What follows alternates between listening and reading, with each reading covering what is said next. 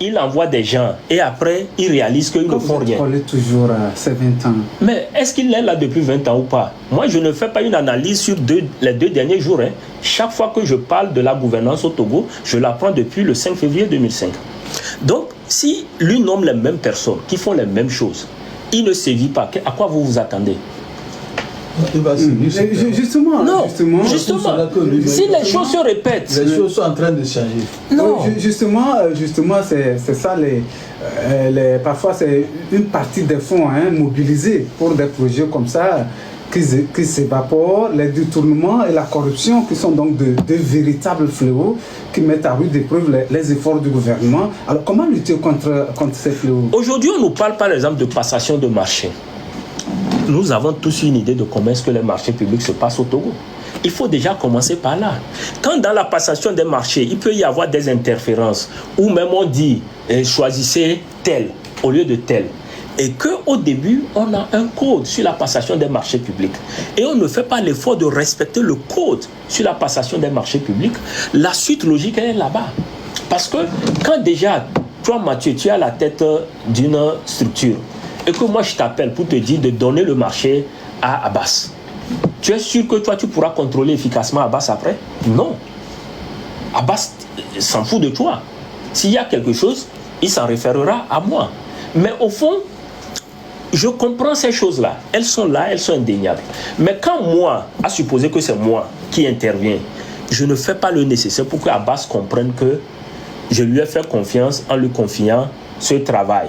Et que s'il échoue, il doit être sanctionné proprement. Abbas va continuer. C'est ça en fait le fond de la chose. Donc aujourd'hui, c'est qu'il faut poser les bases. On a parlé dans ce pays de déclaration des biens. Jusqu'aujourd'hui, contrairement aux autres pays où le président vient et il déclare ses biens, ici au Togo, on nous dit d'abord que même cette déclaration des biens est confidentielle. C'est seulement la médiatrice de la République qui est au courant de ce que tu as déclaré. Alors que dans les autres pays, on le publie. Ça, c'est déjà un premier constat. Le second constat, c'est qu'aujourd'hui, on n'est pas à même de nous dire que ce nouveau gouvernement, ces nouveaux sénateurs, ces nouveaux parlementaires, ces nouveaux maires, ces nouveaux gouverneurs, aucun d'entre eux, nous n'avons reçu une communication qu'ils ont fait leur déclaration des biens. Il faut commencer de quelque part. Vous l'avez dit comme ce n'est pas... Non, il y a une différence. Non, le contenu n'est pas à communiquer. C'est-à-dire, il a combien de maisons, il a combien de... Mais quand il passe faire... Voilà, ça c'est... ce que vous souhaitez alors. Quand il passe faire, il faut qu'on dise que tu es venu faire. Moi, ce que je souhaite même, c'est qu'on me dise combien il a, pour qu'après je puisse apprécier justement combien il a maintenant. Parce que tout ça aussi, c'est le début de la gouvernance. Si on ne met pas en place ces cadres, vous savez, aujourd'hui, quand on nomme quelqu'un un poste de responsabilité au Togo, il n'évalue pas la responsabilité qui pèse sur lui. Il est plutôt content parce que son heure ou sa récompense est arrivée. Alors qu'en réalité, quand on nomme quelqu'un, quand vous prenez une responsabilité, je vous jure Mathieu, quand on vous confie certaines responsabilités, vous commencez par pleurer intérieurement parce que vous avez une obligation. Vous devez apporter un résultat. Malheureusement, on ne le voit pas dans nos pays. La plupart du temps, c'est autre chose. Donc, tout ça, c'est des paramètres qu'il faut revoir. Et pour moi... Dans la lutte contre la corruption. Il le faut fondamentalement. Quand je vois, et je ne sais plus quel nom on lui donne maintenant, Aplouchi a passé son temps à faire... Maintenant, c'est la haute autorité pour la transparence, l'intégrité de la vie publique et de la lutte contre la corruption. Oui. Voilà. Que la haute autorité de la transparence pour la vie publique et lutter contre la corruption HATIC remplace la HAPUSIA. Voilà. Est-ce qu'elle peut faire mieux que la HAPUSIA? Peut-être. Bon, on va dire que le titre et les responsabilités ont augmenté. Mais quand la réalité de fond ici, c'est quoi? S'il y a la corruption, quelles sont les actions prises vis-à-vis de ceux qui se sont livrés à ces actes? C'est ce qui a manqué à Aploucha. Et si la nouvelle autorité aussi n'a pas ce pouvoir de pouvoir sanctionner les gens, pas de façon sélective, mais systématique, on va se retrouver dans la même situation. Parce que les informations sont là. Quand vous prenez des rapports de la Cour de compte et autres, vous comprenez qu'il y a eu des choses. C'est-à-dire, dans une structure, quand vous avez un manuel de procédure, et que les gens s'arrogent le droit d'outrepasser le manuel de procédure, ça c'est des sanctions qui doivent tomber. Mais malheureusement, tout ça est harmonisé, légalisé entre guillemets, et puis bon, on passe à autre chose. Vous voyez? On va aller à la pause, on revient, on va aborder un autre sujet. À tout de suite. On dit que là.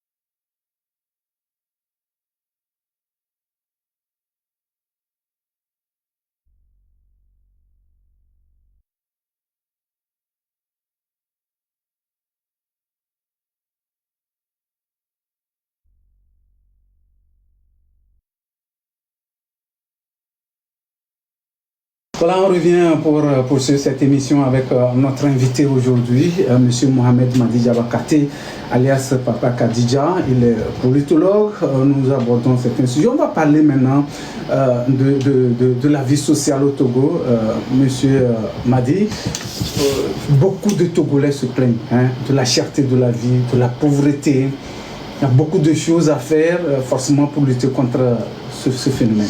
Oui, je dirais que nous sommes dans une société interconnectée. Aujourd'hui, par exemple, tant que le coût du dollar augmente ou baisse, cela impacte tout ce que nous faisons. Malheureusement, nous ne sommes pas une société de production, nous sommes une société de consommation. Donc, tout ce qu'on retrouve à Lomé, majoritairement, vient de l'étranger. Et l'autre défi, c'est que ce qui vient de l'étranger est encore moins cher par rapport à ce que nous-mêmes nous faisons localement. Donc à partir de ce moment, il est difficile d'apporter une amélioration si en interne même, nous ne rentrons pas dans une politique de production. Parce que le poulet qui prend le bateau pour arriver ici et qui est plus cher que mon poulet bicyclette, c'est parce qu'il y a un gouvernement là-bas qui a subventionné les agriculteurs, qui leur a donné les moyens de pouvoir réellement produire. Donc ça veut dire aussi chez nous, il faut aujourd'hui qu'on puisse arriver à un niveau où les gens puissent réellement bénéficier de capitaux qui leur permettent d'étendre leurs activités, leurs projets. J'ai suivi un exemple tout récemment de Dangote, de Obasanjo, qui expliquait un peu comment est-ce que Dangote est rentré dans la production de ciment, où il disait au début, il exportait. Mais il a appelé pour lui dire, bon, qu'est-ce que je fais pour que tu arrêtes d'exporter? Il lui a donné ce qu'il doit faire. Il a pris des dispositions dans ce sens. Il y a eu l'accompagnement de l'État avec les financements. Et il y a eu un secteur qui a émergé au Nigeria. Et il en est de beaucoup de secteurs aujourd'hui dans l'automobile, tout ça. Donc, ça veut dire qu'on doit dépolitiser le débat. Il faut que toi, Mathieu, si tu viens concrètement devant une institution de financement, tu présentes un projet qui vraiment apporte les garanties. Et tu as déjà commencé par le faire. Ce n'est pas que c'est maintenant que tu veux le faire. Tu le fais déjà. Mais tu as besoin d'un appui pour l'expansion, pour pouvoir le faire à grande échelle. Il faut qu'on puisse te le donner sans chercher à savoir tu es le fils de qui ou bien qui t'a envoyé. Ce sont ça les réalités. Aujourd'hui, quand nous parlons de financement, on parle de façon globale de fonds mis à disposition par l'État togolais. Mais nos mamans qui sont au marché, à qui on donne parfois ces 30 000, ces 40 000, soyons sincères aussi. On a beau juger leur niveau pour croire qu'avec 40 000, ils peuvent s'épanouir. Non, pour moi, non. Ces femmes ont besoin que l'État se porte caution et leur donne réellement un appui. Je ne dis pas qu'elles ne doivent pas payer ou autre. Je ne parle pas de l'argent qu'on jette aux gens. Mais que l'État puisse mettre un mécanisme. Ça, fait des petites choses, hein. Non, justement, mais pour combien de temps? En fait, aujourd'hui, vous prenez beaucoup de femmes. Par exemple, vous prenez des femmes qui sont organisées aujourd'hui en coopérative. Vous êtes sûr que si l'État les booste réellement, ces dames ne vont pas mettre la chaîne de valeur dans, par exemple, la production de l'huile de palme, dans, par exemple, la production du gari. C'est-à-dire, il y a déjà des structures qui sont là. Il y a le FNFI qui fait ça.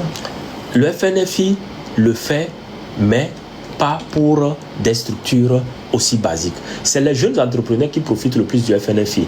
Et même pour moi, les conditions et les bénéfices, quand on parle du FNFI, c'est aussi un autre débat. Je ne veux pas être celui qui critique tout, mais je me dois d'être quand même celui qui dit haut ce que beaucoup d'usagers pensent très bas. Vous comprenez? Donc, pour moi, aujourd'hui, cet appui, il doit être là. Et il doit être conséquent envers les différents secteurs. Vous prenez aujourd'hui un problème dont beaucoup ne parlent pas. Vous savez combien d'opérateurs économiques ont leur argent bloqué au trésor là-bas parce qu'ils doivent payer des commissions aux agents du trésor avant de pouvoir toucher leur argent?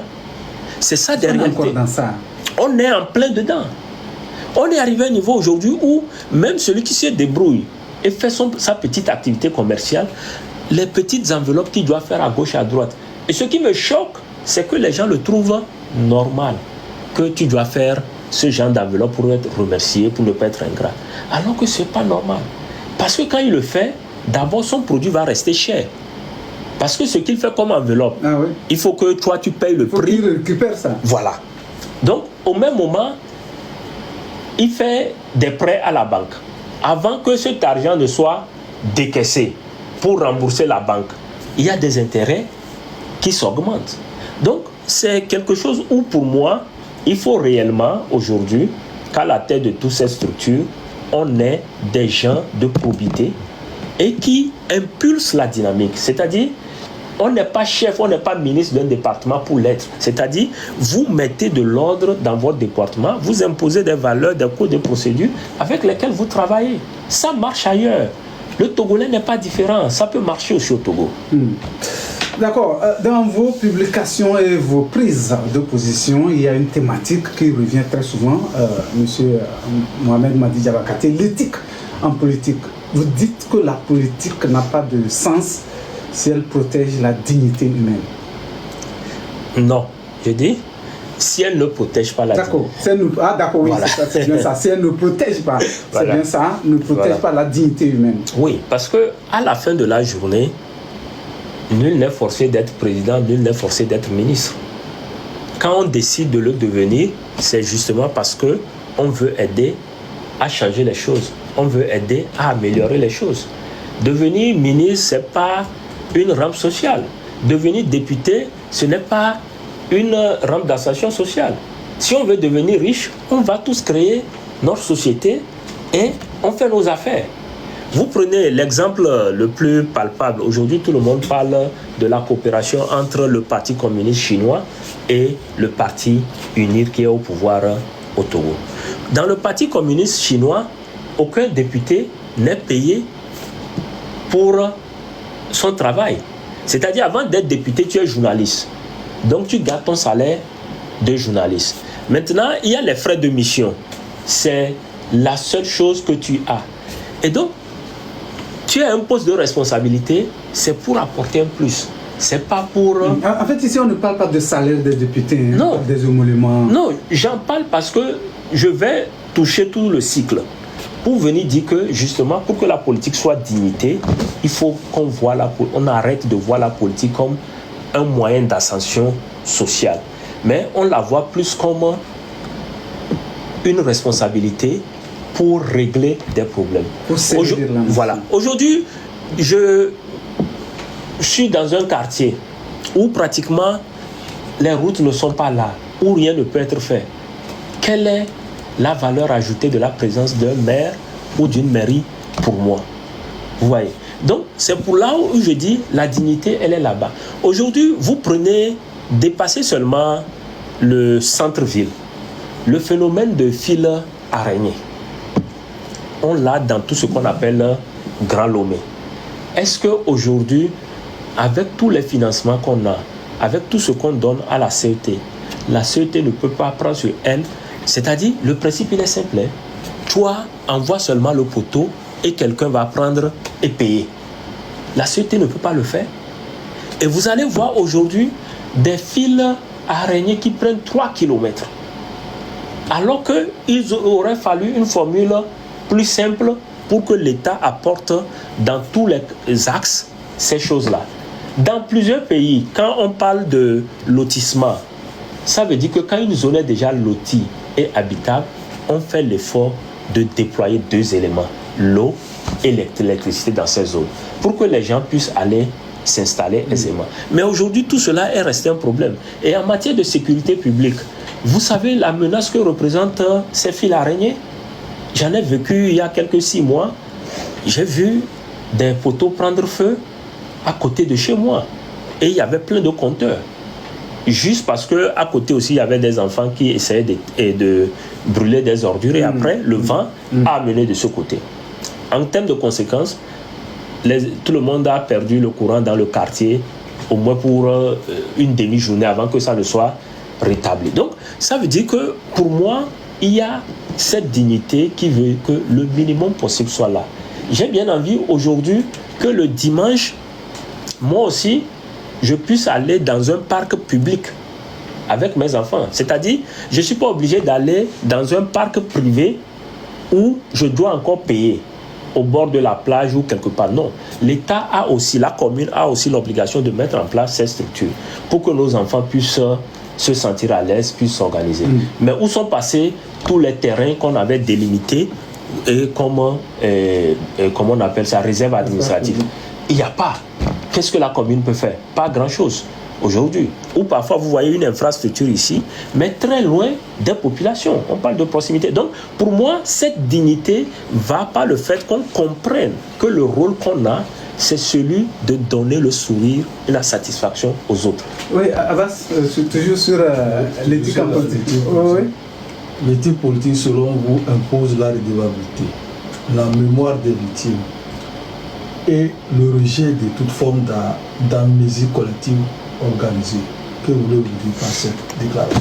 Oui, quand on parle de l'amnésie collective organisée, c'est-à-dire il y a des situations dans lesquelles on veut nous imposer une seule version des faits.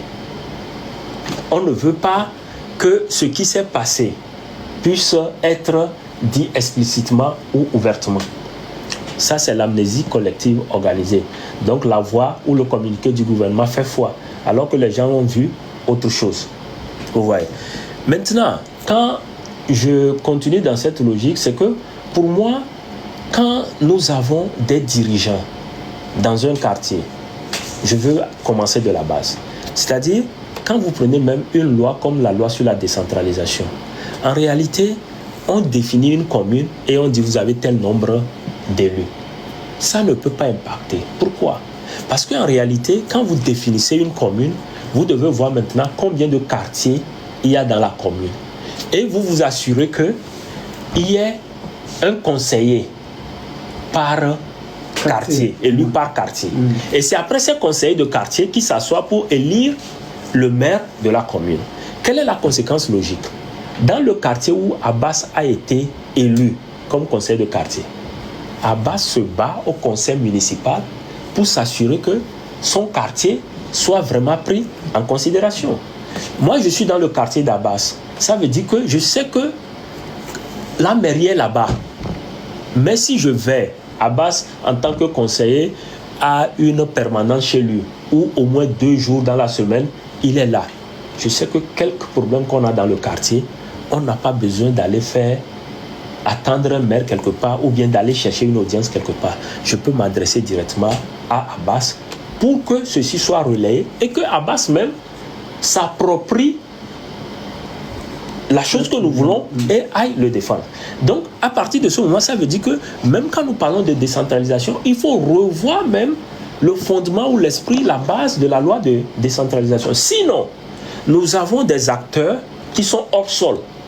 Ils n'ont réellement aucune base et ils ne continuent pas à gouverner comme on gouverne en haut, où ils sont convaincus que bon, on a fait ceci, on a fait ceci. Mais il n'y a pas ce contact immédiat avec l'électeur. Et ça aussi, ce sont des aspects qui doivent nous faire comprendre toute la subtilité quand on parle du développement local. À côté de ça, vous prenez de façon globale certains services qui, à mon avis, quand je parle de services, ce n'est pas les services administratifs, mais par exemple, aujourd'hui, on a certains quartiers où on vous dira que la fibre n'est pas arrivée chez toi, où on te dira qu'elle n'est pas arrivée chez toi. Mais si j'avais un élu qui est vraiment dédié à ma zone, pourquoi est-ce que de l'autre côté, on dit la fibre couvre jusque là-bas et ici, ça ne le couvre pas? Il va faire ce travail. Et ce travail, quand lui le fait, moi, je paye le service qui vient après. Oui, bien sûr. Après, quand vous me dites que aujourd'hui, par exemple, systématiquement, nous payons tous l'éclairage public, je ne sais pas. Moi, dans mon quartier, il n'y a pas d'éclairage public. Moi, dans mon quartier, il n'y a pas d'éclairage public. Alors pourquoi je paye l'éclairage public? J'ai droit à avoir l'éclairage public dans mon quartier. Bon, peut-être on suppose que la nuit, quand vous sortez de chez vous, vous êtes allumé par exemple, vous bénéficiez de ça. Donc,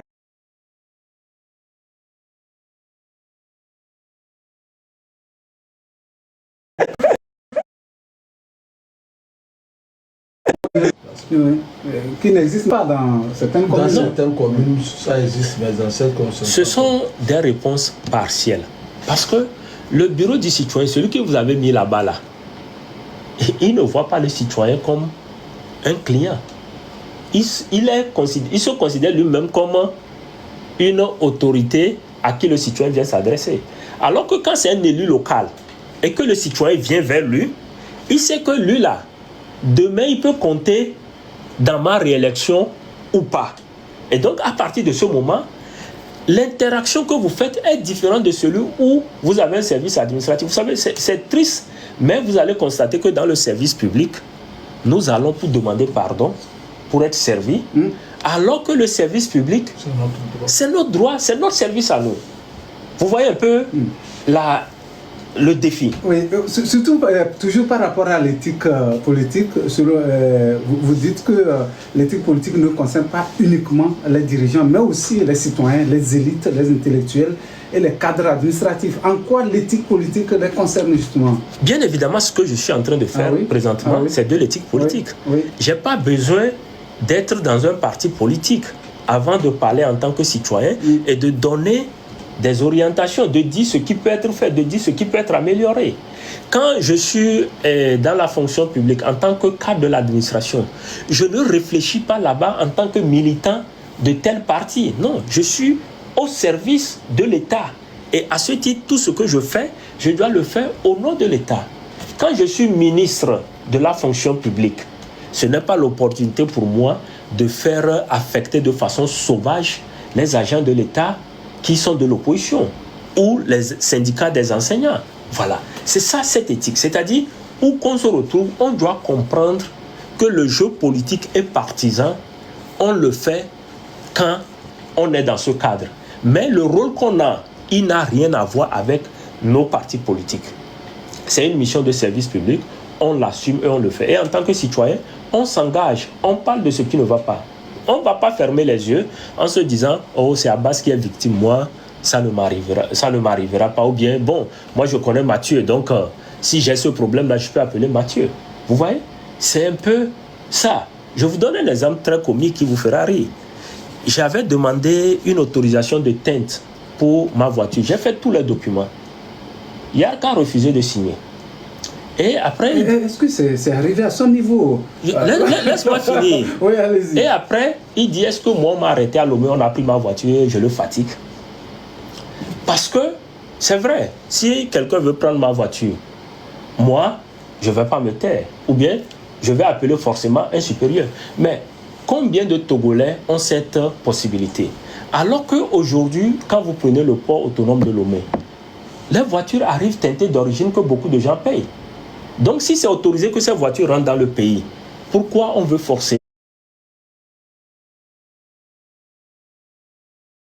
cet état, déjà, il faut que la carte grise à l'arrivée, déjà juste reconnaître que cette voiture est arrivée en cet état. Et puis, c'est un débat. Ce n'est pas une bitos pour encore prendre de l'argent chez les Togolais. Donc, il y a plusieurs choses pour lesquelles on doit arriver à un niveau pour comprendre que si nous, ça peut être facile pour nous, ça ne veut pas dire que c'est facile pour les autres. Les gens ont envie de faire beaucoup de choses, mais ils ne connaissent pas les gens. En éthique politique, les droits humains sont sacrés. C'est très sacré parce que on doit toujours comprendre que la situation dans laquelle autrui est aujourd'hui, nous pouvons l'être demain. Et est-ce que nous souhaitons être dans cette situation similaire et vivre les mêmes choses? Non. Alors, qu'est-ce que nous faisons dès à présent pour que cette situation s'améliore? Même si demain nous ne sommes pas dedans, qu'elle s'améliore tout au moins. Et donc, ça ramène les droits tellement sacrés. Vous savez, on peut dire aujourd'hui qu'on est animiste, qu'on est catholique, on est musulman. Dans toutes ces religions, on nous a montré que la personne humaine est sacrée. On doit la tenir compte. Donc, ce n'est pas parce que j'ai un pouvoir politique que je vais passer mon temps à taper ma poitrine pour dire tu sais qui je suis. Non. Tu n'es qu'un serviteur. On va tout sauver, c'est 3 fois ou 2 fois dans la journée. Donc, c'est ça aussi qu'on doit comprendre et comprendre que ce qui arrive aujourd'hui à Mathieu peut m'arriver demain. Personne ne sait. Je ne dois pas me croire aujourd'hui habitué. Et l'un des exemples que j'aime utiliser le plus souvent, quand j'ai vu Pascal Boudjouna déposer un recours devant la Cour de justice de la CEDEAO à l'époque, pour dire même que son avenir a été hypothéqué. Donc, c'est pour dire que n'importe qui peut être victime un jour donné de l'injustice. C'est pourquoi quand nous avons la possibilité, on doit travailler à ce qu'on mette fin à tout cela. Et c'est très important. Aujourd'hui, il faut qu'un magistrat togolais comprenne qu'il est censé dire le droit, non dégurgiter les instructions. Il faut qu'un Togolais qui va aujourd'hui devant un magistrat puisse être convaincu que ce magistrat prend sa décision par rapport à ce qu'il a fait et si c'est punissable. Mais pas que parce que ce magistrat sait qu'il n'a pas d'autre alternative, il a reçu des instructions et il doit agir. Et malheureusement, est-ce que parfois il y a des instructions, pas les gens qui font leur zèle. Non, le zèle là, c'est quelqu'un. Quand je dis les instructions, ne t'attends pas forcément à ce que ce soit Fonia Singh qui appelle le magistrat pour lui dire fais-elle. Mais quelqu'un au-dessus du magistrat dira au magistrat fais ça, ainsi de suite. Ou même un frère du village va l'appeler mon frère, dossier là il faut bien gérer parce que le chef de l'État est en train de suivre de près. Après, ça peut être une opportunité. Là, c'est des pressions. Trafic d'influence. Trafic d'influence, pression, mais c'est parce que ça marche. Aujourd'hui, beaucoup te diront que ils ont voulu être bons, ils ont voulu être choses, et ils sont toujours là à payer des prêts alors qu'ils n'ont même pas pu construire plus de 2 chambres salon. Quand des jeunes qui sont venus après eux ont de grosses villas dans la magistrature. Donc, il y a tout ça qui amène vraiment parfois à s'interroger, à se questionner. Votre éthique en politique. C'est important. Ouais. Alors, il y a quelques semaines, plusieurs prisonniers ont bénéficié de la grâce présidentielle et ont recouvré leur liberté. Parmi eux, des prisonniers d'opinion. Comment avez-vous accueilli cette nouvelle en tant que politologue? Vous savez, dans cette affaire, j'ai toujours, vous savez, vous avez lu mes publications. Oui. À plusieurs reprises, j'ai demandé la libération de ces prisonniers. Et à un moment donné, j'étais choqué, je vous le dis, je reste choqué parce que quand je consultais la liste des prisonniers politiques, j'avais l'impression que c'était juste des musulmans qui étaient arrêtés, essentiellement proches du PNP, mais c'était un peu ça. Donc aujourd'hui, certains sont libérés, il y en a beaucoup d'autres qui n'ont pas été libérés, il faut qu'ils soient libérés. Ce sont des prisonniers politiques. On a beau tourner l'artifice judiciaire autour de leur cas, ce sont des prisonniers politiques. Celui qui a giflé Macron, la justice a fait son travail, il est en liberté. On garde mon frère Omolou sans le juger depuis des années. Pourquoi? Il y a beaucoup d'autres cas qui sont là-bas. Vous comprenez? Donc, pour moi, les prisonniers politiques ne doivent pas être en prison. Nul ne peut être en prison pour ses opinions politiques. Parfois, ça dépend de comment vous exprimez ces opinions. Non, vous savez, non, sortons de cette affaire-là. Vous savez, quelle est cette façon de faire croire que... Donc, vous voulez dire que moi, je suis en liberté parce que je parle bien? Non. Non, ça dépend de la façon dont vous parlez. En réalité... Là où vous êtes assis, et si vous n'avez jamais appelé quelqu'un à la haine, non, vous savez, il y a beaucoup de choses. Mathieu, vous savez, quand vous parlez de la haine et autres, vous savez ce que certains Togolais vivent? Des fois, moi, je me mets à la place de certains. Vous croyez que quand les gens sont victimes d'injustice, ou bien vous croyez que ce que moi je fais ici, si demain, quelqu'un s'en prend à ma soeur ou à mon frère, je vais avoir le même tempérament? Ne nous blaguons pas. Ne nous blaguons pas. Malheureusement, on fait face à la loi. Non, justement, quand on fait face à la loi, il faut d'abord que celui qui a créé l'injustice initiale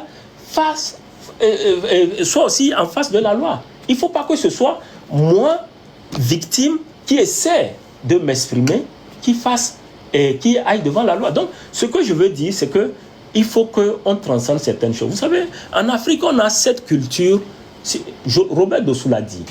Si vous n'êtes pas prêt à supporter les critiques et insultes, ne venez pas en politique. Si vous n'êtes pas prêt à supporter les critiques et insultes, ne venez pas en politique. Vous êtes qui? Jusque-là, ça va insulter, critiquer, non. Oui, mais il y a des façons, comme je dis, quand vous appelez à un soulèvement populaire, vous savez que la loi condamne cela. Non, justement, quelle loi? Ça, c'est la première chose. Secondo, vous prenez la même constitution. Elle nous dit que face à des situations de non-droit, on doit agir. Ce n'est pas parce que le temps est passé qu'une situation de non-droit est devenue une situation de droit. Donc, tout dépend de là où chacun d'entre nous se voit. Aujourd'hui, par exemple, qu'est-ce que les Togolais peuvent faire si la CENI proclame les résultats de son choix? De son choix, vous dites? Oui.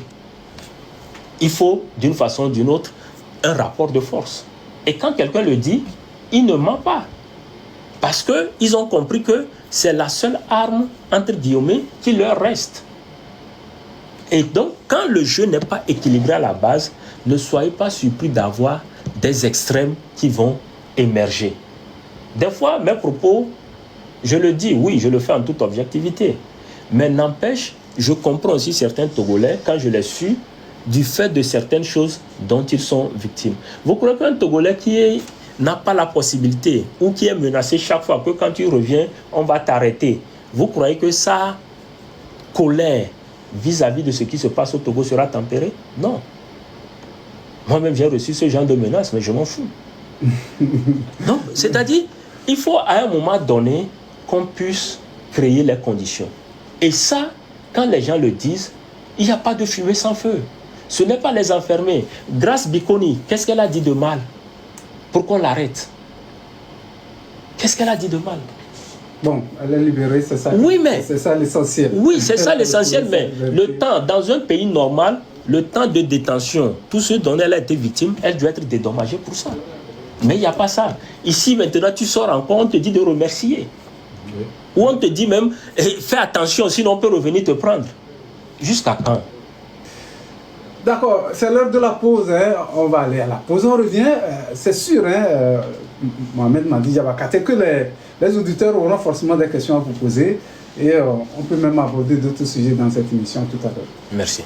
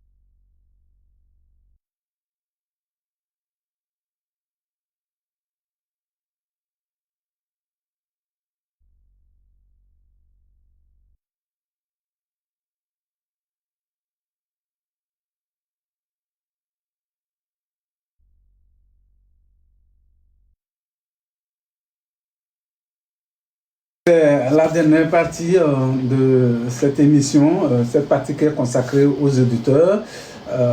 Monsieur Mohamed Madi Diabakate, on va permettre aux auditeurs de vous poser des questions. En tout cas, ces annonces, sinon nous on en a encore plein ici parce que c'est pas tout le temps qu'on est avec vous. On va prendre le tout premier. Allô? Bonjour Monsieur Pelé. Vous êtes le premier aujourd'hui. Et ben, c'est ça. Oui.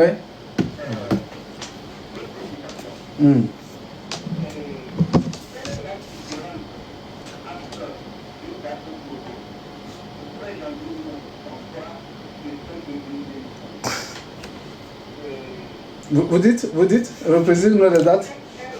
13 janvier, 5 février.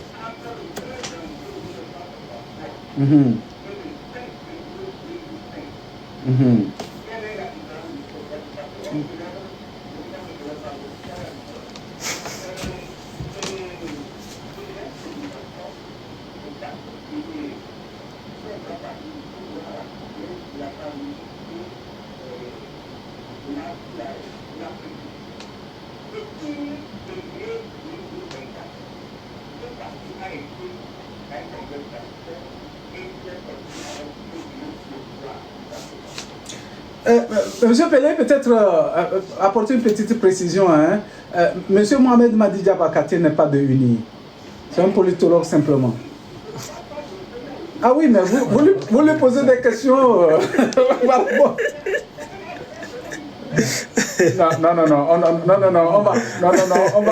On va pas le soumettre à cet exercice. Non. Il n'est pas de UNI. Le jour où on va recevoir un membre de UNI, vous avez toute la latitude de lui poser ces questions. Monsieur Pelé, on passe à autre chose, s'il vous plaît.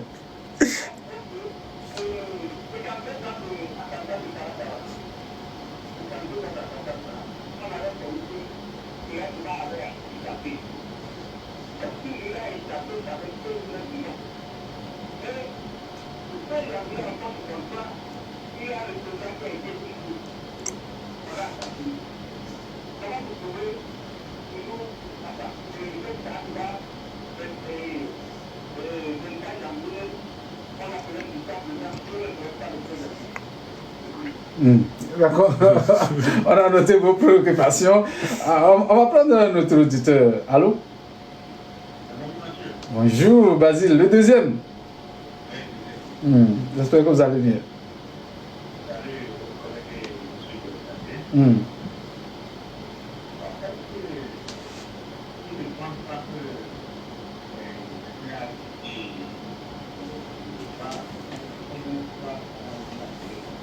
FNFI.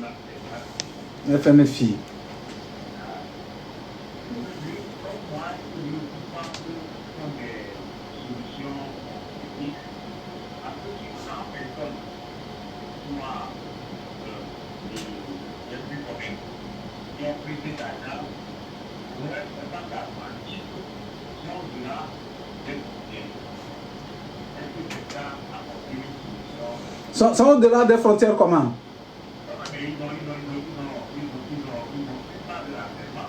Ils n'ont pas pu rembourser, c'est ça?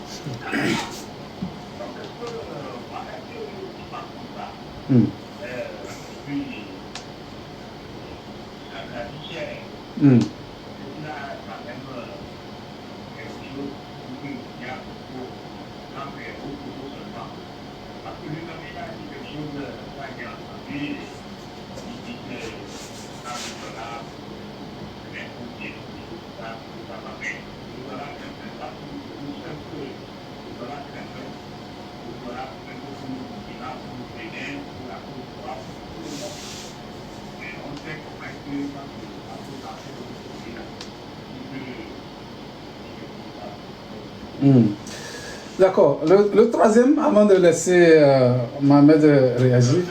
Oui, le troisième, justement. Bonjour.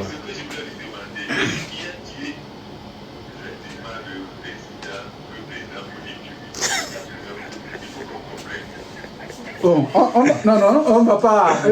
Monsieur Badi n'est pas venu pour faire l'histoire. Monsieur Gano. Non, je pense. C'est ok, je vais réagir. D'accord. Allez-y.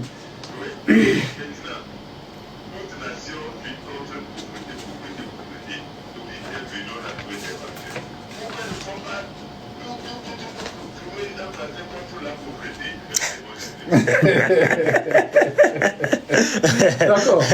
Non, on prend trois et on laisse Madi réagir avant de revenir prendre d'autres personnes. Non, ce qui est sûr, même le vaccin contre la pauvreté, si on le trouve, je parie qu'on va se battre encore. Les riches vont le prendre et laisser les pauvres, dans la pauvreté. Non, de façon sommaire, je dirais d'abord que oui, j'ai parlé de la vie chère, la fluctuation du dollar, pour donner une perspective globale sur les impacts extérieurs sur le coût de la vie. Mais au même moment, j'ai fait comprendre qu'il y a des mécanismes internes qui doivent être revus dans ce sens. Aujourd'hui, il faut arriver à faire en sorte que tout le monde ne se sucre pas sur le dos du citoyen. Quand vous voyez, je vous donne un exemple. Quand j'ai d'un pays X à l'aéroport de Lomé, quand j'ai voulu réserver mon billet, c'était $1 300 aller-retour. De ce même pays X à l'aéroport d'Accra, quand j'ai voulu réserver mon billet, aller-retour, c'est $500. Vous voyez un peu la différence. Et qu'est-ce qui explique cette différence? Il y a trop de taxes au Togo. Parce qu'en fait, ce n'est pas le billet qui est cher, ce sont les taxes. Vous allez voir la plupart de nos opérateurs économiques qui veulent aller rapidement en Asie sans passer par Addis Abeba, ou même ils veulent passer par Addis Abeba, ils préfèrent aller prendre le vol à Accra. Vous comprenez? Pourquoi? Parce que ça leur revient moins cher. Nous avons trop de taxes.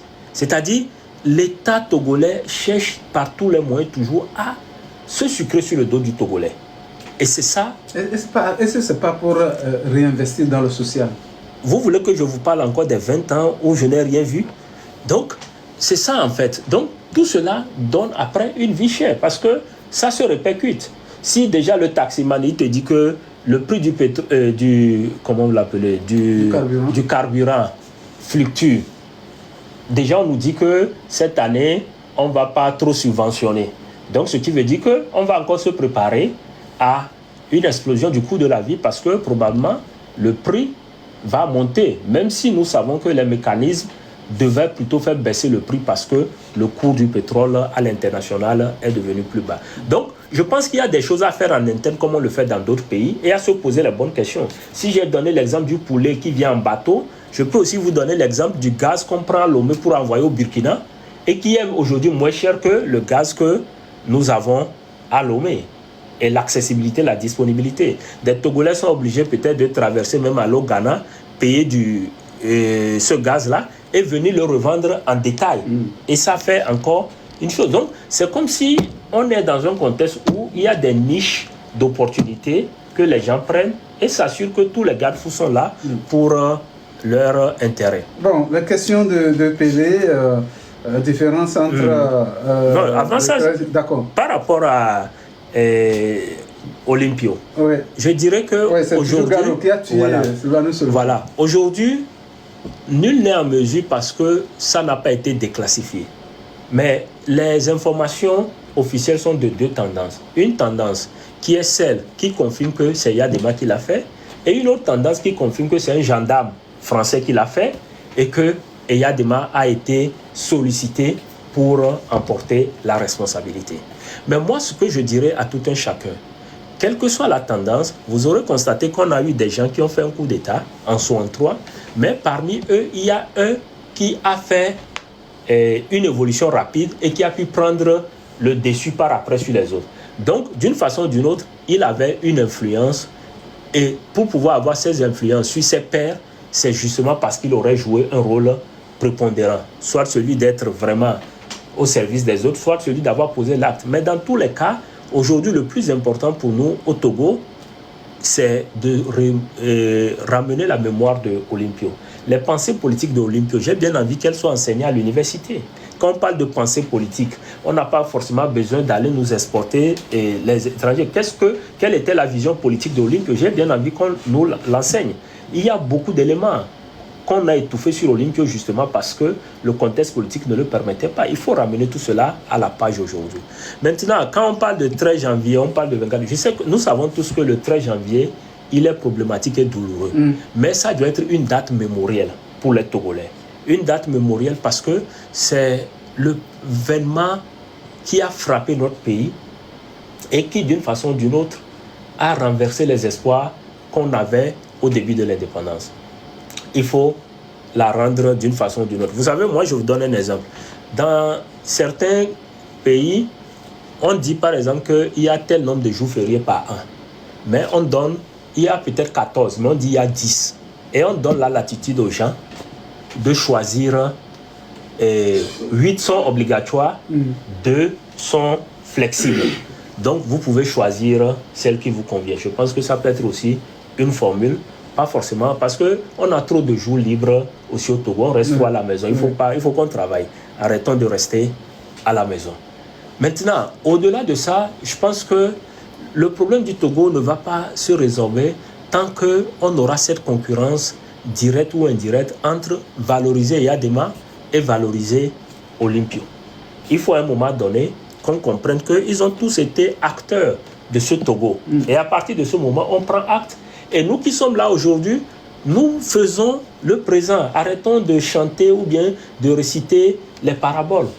Concrètement, aujourd'hui, sur des problèmes, qu'est-ce qu'on apporte comme réponse? Je pense que c'est ça le plus important et le plus pertinent, à mon avis. Bon, M. Pelé disait également pourquoi on fête le 24 janvier, on ne fête pas le 13 janvier. Bon. Oui, bon, c'est à ça que j'ai répondu un peu dans la chose. Donc, non, on va recevoir, s'il y en a encore, 92 77 66 66, 96 30 66 66. Auditeur, bonjour.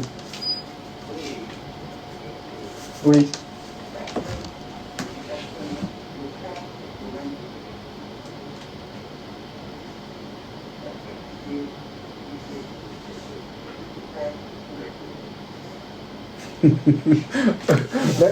La question de Pelé me semble un peu bizarre.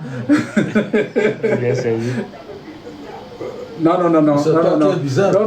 Mais monsieur Pelé, monsieur Pelé, nous ne sommes pas dans un pays bizarre. Il ne faut pas bizarriser, excusez-moi, notre pays. Ouais. Nous sommes dans un pays, allons-y. On n'a pas besoin de l'adjectif.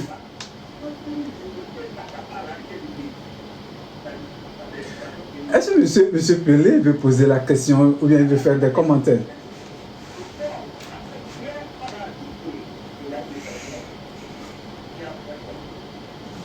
Est-ce que c'était pas mieux de poser la question au confrère Ferdinand Haïté?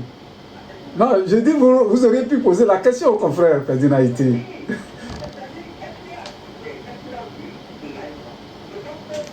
Non, Pelé. Monsieur Pelé. Pelé, je vous invite plutôt à me poser une question. Si vous avez suivi le live, la question que vous trouvez que vous pouvez me poser, allez-y. Oui.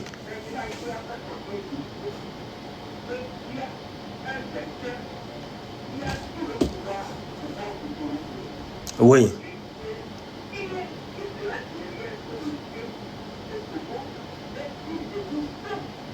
Monsieur Pelé, je voudrais que vous nous posiez une question au lieu de revenir sur les commentaires du confrère Ferdinand. Non.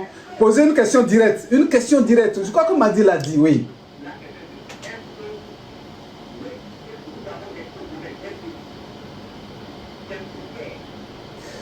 Monsieur Pelé, on risque de vous couper. Malheureusement, peut-être qu'il y a d'autres derrière vous qui ont des questions pertinentes à poser. Non, je ne dis pas que votre question n'est pas pertinente, mais elle tarde à arriver. Non, il y a quelqu'un qui est en ligne. Monsieur Madi, permettez, après vous allez réagir. Oui, allô, bonjour, monsieur. Ah, monsieur Morto, bonjour, bienvenue. Oui.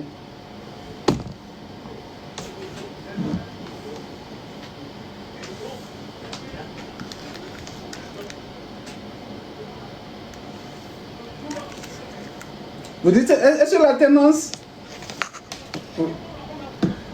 Oui, non, je dis, vous avez posé... Oui. Vous avez dit, hein, monsieur Mauto, vous avez dit, selon vous, est-ce que l'alternance, c'est ça que je veux savoir.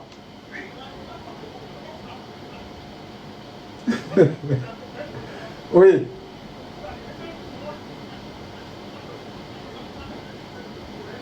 Voilà, c'est la question que je voulais noter. C'est la question que je voulais noter. Merci beaucoup à monsieur Mauto.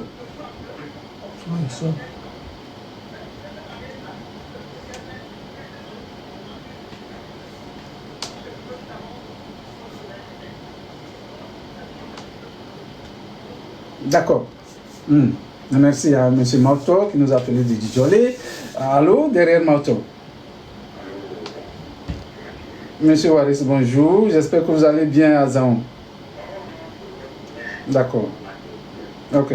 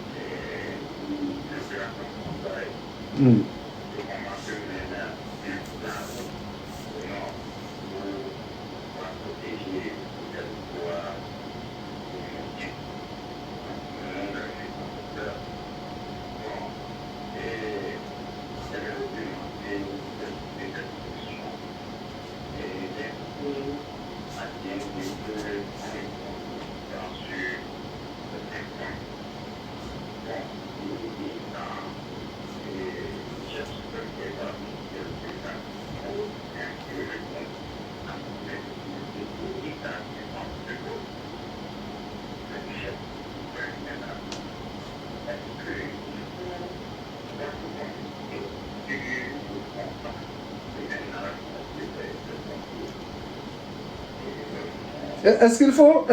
vous avez dit la question exactement? D'accord. D'accord. D'accord, c'est bon.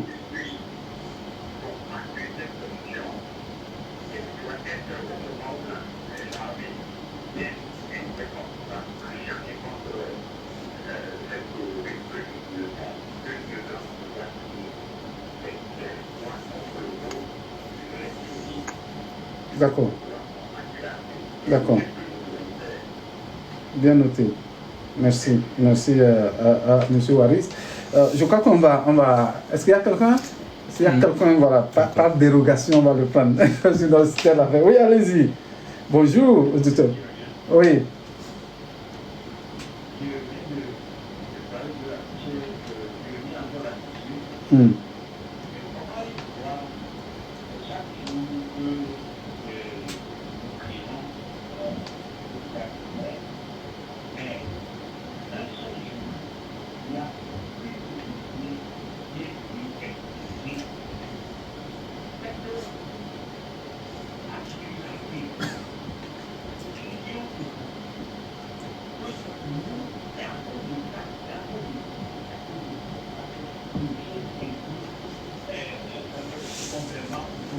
D'accord.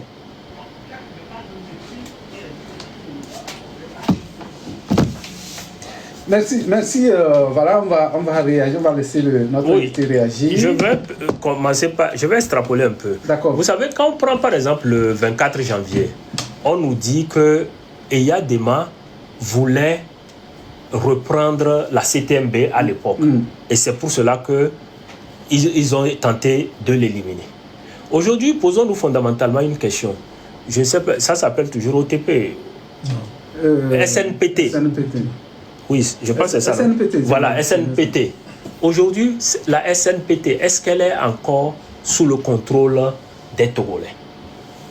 Parce que, qu'on veuille ou pas, quand vous prenez des zones comme Aotoui, où on exploite ce minerai, qu'est-ce qui est apporté aux populations de ce milieu?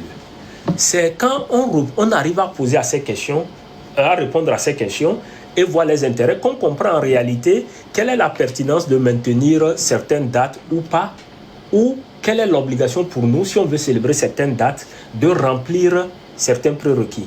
Et aujourd'hui, c'est la même chose. Il y a beaucoup de sociétés qui se sont installées au Togo, qui sont dans l'exploitation minière, qui ont des agréments, mais qui sont que dirigés par des étrangers. Qu'est-ce qui nous empêche aujourd'hui de nous assurer qu'on a un contrôle dans ça ou que ces sociétés sont réellement, le Togolais prime là-dessus? Vous savez, il y a plusieurs pays où les sociétés viennent s'installer, mais on s'assure qu'il y a un actionnariat national prédominant dans ces sociétés. Il faut que cela puisse se faire au Togo. Quand on parle, on crie, on pleure. En réalité, si vous avez de la valeur aux yeux de vos dirigeants, ils chercheront à vous donner une réponse. Mais si vous n'avez pas de si vous n'avez pas de la valeur à leurs yeux, ils vont vous demander de la fermer. Et donc, ça aussi, c'est des opportunités pour nous de réfléchir et de faire une introspection pour savoir justement comment est-ce qu'on fait pour redéfinir nous-mêmes la considération qu'on nous donne. Mes oncles maternels disent que donc, quand vous prenez vous-même, vous vous donnez une certaine valeur, ceux qui sont vos dirigeants sauront votre valeur et vous accorderont l'attention ou l'intérêt en question. Maintenant, en matière de mauvaise gouvernance, les cas sont légion. Ce n'est pas seulement ce que raconte Ferdinand. Ça, c'est un rapport d'audit que Ferdinand n'a fait que lire. Quand le rapport d'audit est terminé, normalement, ça va à qui? En fait, c'est là toute la question. Il y a quelqu'un qui nomme les administrateurs au port autonome de Lomé. Leur gestion doit retourner à un ministre de tutelle. Qu'est-ce que le ministre de tutelle fait du rapport en question? Ça nous ramène à un élément fondamental. Est-ce que c'est le ministre qui a nommé ces gens-là ou bien le ministre a été instruit de les nommer? Quel poids le ministre a en réalité?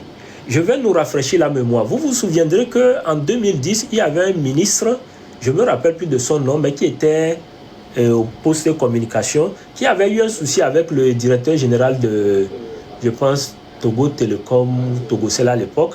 Mais après, c'est le ministre qui a sauté. Donc, c'est pour dire que les rapports, ils sont là et il faut à un moment donné que la volonté vienne d'en haut et permette d'aller plus loin. Aujourd'hui, ces administrateurs du port autonome de Lomé, ces individus qui font la loi, même ces contrats qu'ils ont signés peuvent être revus et attaqués en justice. Et l'argent qu'ils se sont distribués peut être repris. Donc tout cela, ce n'est pas moi, ce n'est pas Mathieu, mais c'est d'abord au procureur de la République de se saisir au lieu de parcourir TikTok pour chercher des innocents. Ça, c'est un bon travail qu'il peut faire. Mais on te demande si l'alternance posait un problème au Togo. En réalité, le problème, c'est qu'il y a des gens qui s'accrochent. Et moi, je n'ai pas de problème que quelqu'un s'accroche, puisqu'on dit qu'on crée un parti politique pour conquérir ou conserver le pouvoir. Mais en s'accrochant, il faut des résultats. C'est ce que nous tous, nous demandons.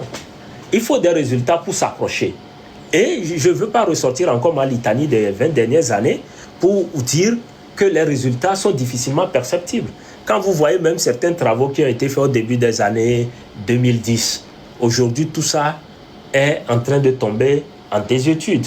Vous voyez Lomé qui s'est agrandi sérieusement, mais je vous jure, vous ne pouvez pas aller chez quelqu'un et être content. Vous avez même des voitures, vous ne pouvez pas conduire. J'ai une voiture que je n'ai plus ramenée à la maison depuis 2021. Je l'ai laissée chez quelqu'un parce que la route ne le permet pas. Donc, c'est tout ça là qu'il faut essayer de corriger si on veut réellement rester au pouvoir. Mais si on ne fait rien et qu'on s'accroche là, ça devient vraiment dangereux. Il faut communiquer sur toutes les questions de la défense. Je pense que sa question est légitime. Mais je voudrais juste lui attirer l'attention sur une chose. La communication est cruciale en tout. Du moment où vous n'avez pas une communication transparente, vous laissez libre cours à tout. Abbas l'a dit, l'état-major a pris l'engagement de communiquer. Et moi, ma question c'est, pourquoi l'état-major ne communique pas régulièrement, systématiquement?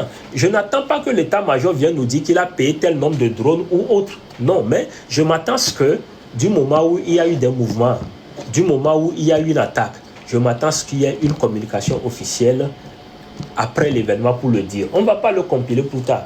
Aujourd'hui, je vous dis, les Togolais, les militaires togolais souffrent au front là-bas. Ils souffrent sérieusement. L'année passée, j'ai fait un tour dans la zone. J'ai vu à des postes de contrôle des gens que j'appelle des enfants. Je vous l'ai dit ici. Pour moi, c'était des enfants. Pas parce qu'ils sont en bas de 18 ans, Mais vous comprenez que c'est des jeunes fraîchement recrutés et qui sont mis à cette épreuve-là. Au même moment, il y a plusieurs petits sons au sein de la grande muette que nos gouvernants doivent écouter. Entre ceux qui doivent être déployés là-bas, combien de temps les gens vont faire tout ça, c'est des choses qu'ils doivent prendre en considération. Parce que c'est une mission républicaine.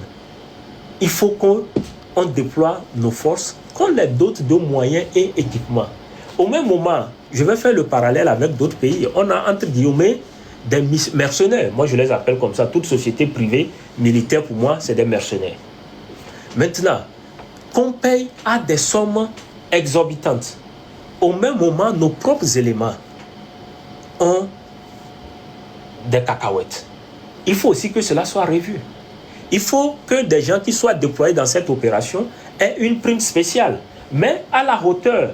Si vous avez déployé des Togolais en opération au Mali, au Darfour et autres, et on les payait, et ils étaient motivés à travailler là-bas, vous êtes sûr que si vous leur donnez ne serait-ce que la moitié de ce qu'on leur donnait au Darfour, ils ne vont pas être motivés et faire la chose là-bas? D'accord. Quel doit être le rôle des citoyens dans cette lutte? Le rôle du citoyen, il est à différents niveaux. Chacun fait le rôle qu'il pense pouvoir assumer. En fait, je ne vais pas dire à quelqu'un de faire comme moi. Non. D'autres peuvent faire mieux que moi. Mais chacun apprécie sa capacité. Mais le plus important, c'est d'être sincère et honnête. Il y a une sagesse à la togolaise qui veut dire que non, il vaut mieux se taire pour éviter des problèmes. Ça là, il faut l'oublier. Ça, ce n'est pas de la sagesse. Non, c'est... Je ne vais pas dire que c'est de...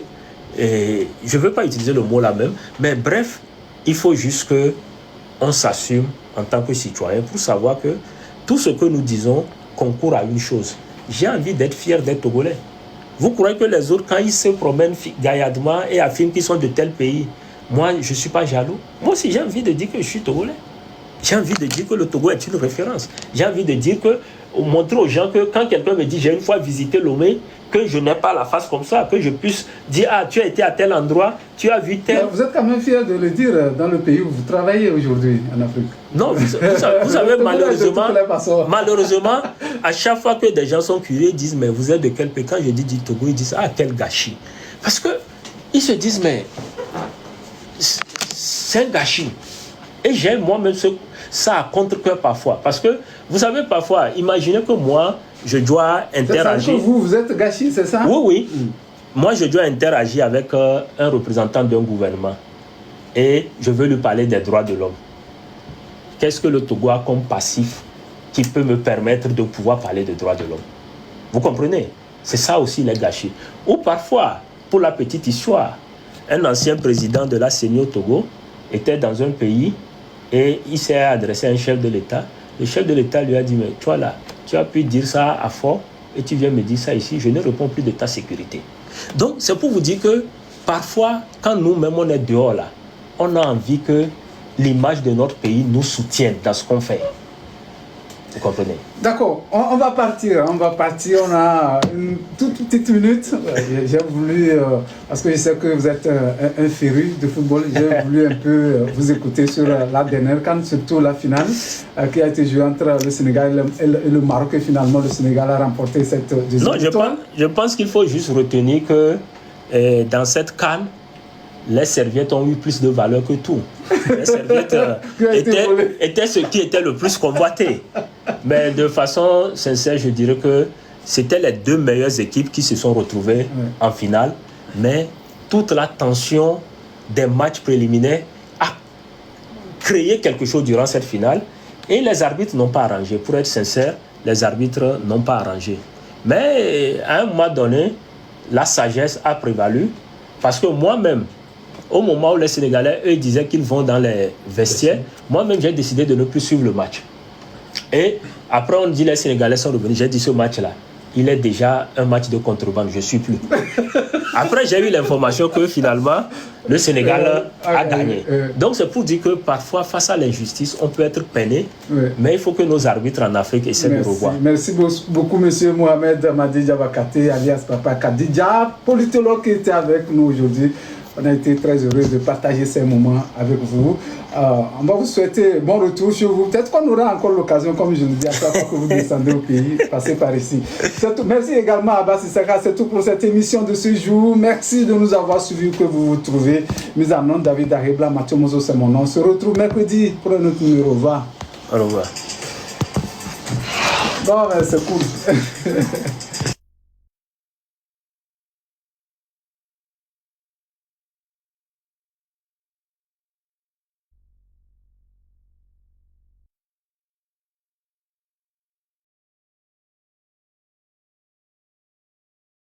Nyakadé, en le lisant,